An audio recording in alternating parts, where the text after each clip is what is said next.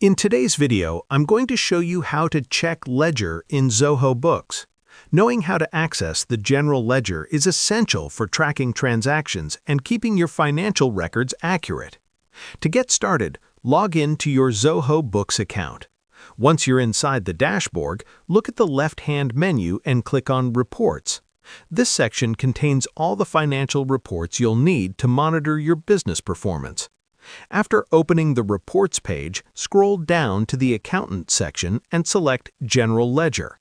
The General Ledger gives you a complete view of all your financial transactions, organized by account.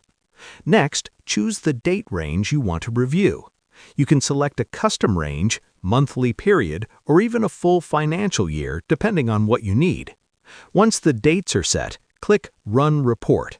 Zoho Books will instantly generate the ledger based on your selected time frame. You'll now see a detailed list of entries showing debits, credits, balances, and transaction details for each account. This makes it easy to review expenses, income, and spot any discrepancies. If you want to save or share the report, click the Export option at the top.